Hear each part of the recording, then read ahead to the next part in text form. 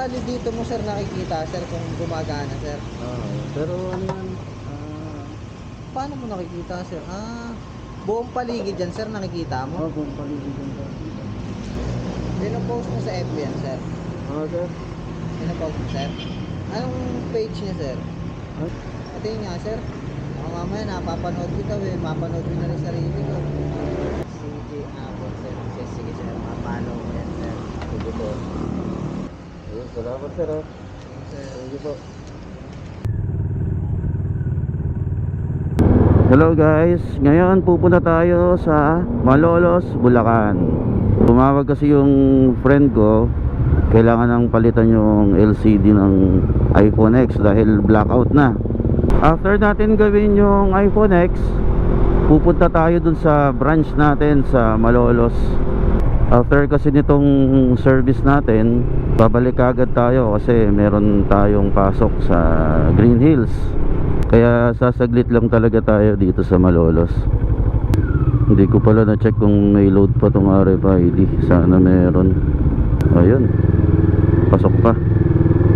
I hope sa future makapag-service na rin tayo sa ibang mga lalawigan tulad ng Batangas, Quezon, Pampanga, Tarlac, or yung iba pang mga provinces na pwede nating puntahan.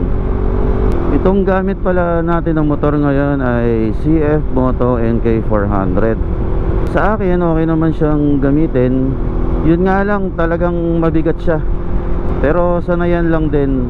Pero okay na siya kung pantawid-tawid lang dito sa expressway. Nandito na tayo sa papasok ng Tabang. Patulin yung biyahe natin ngayon kasi walang traffic sa May Kawayan. Doon kasi kadalasan yung traffic kapag maraming truck na nag-e-exit.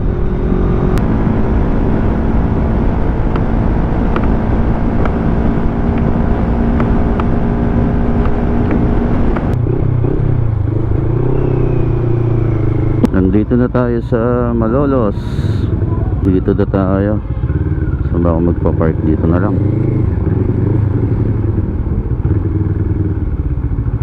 Oops, okay. Dito na lang tayo.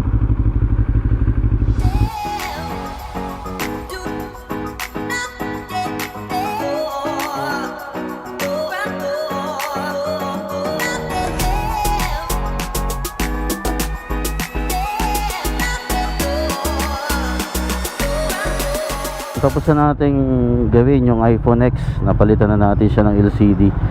Yun nga lang, nakalimutan kong picturean. Ako po, sa mga gusto palang magpagawa ng cellphone, meron kaming shop dito sa Malolos, sa harap po ng CEU, harap po ng gate 1 ng CEU.